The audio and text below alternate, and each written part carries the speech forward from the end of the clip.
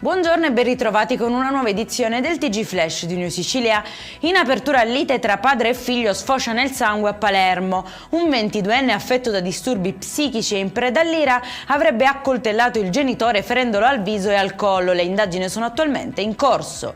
E ci spostiamo a Gela, nel Nisseno, dove un 46enne è finito in manette dopo aver preso a calci e pugni la moglie, arrivando perfino a minacciarla di morte. La donna ha raccontato ai militari di subire danni, violenze psicologiche e fisiche più volte denunciate in passato ma successivamente ritrattate per timore di ritorsioni. Colpo allo spaccio a Catania con l'operazione Safe Zone 2, eseguite 8 misure cautelari nel mirino ai presunti fornitori della piazza di San Berillo.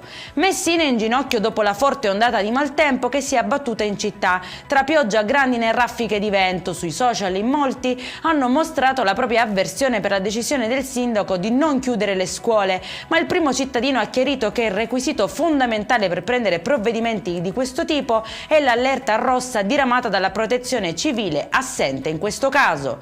E in chiusura, la rete regionale per il contrasto alle dipendenze è ormai pienamente operativa in tutta la Sicilia. Con l'attuazione completa della cosiddetta legge anti-crack, l'isola si è dotata di un sistema integrato di prevenzione, cura, riduzione del danno e inclusione sociale, capace di intervenire su più livelli e in modo capillare. Il modello prevede 9 strutture residenziali ad alta soglia, una in ciascuna provincia, affiancate da unità mobili operative sul territorio e da misure dedicate al reinserimento lavorativo. Per questa edizione è tutto, prossimo appuntamento alle 19:30. Buona giornata.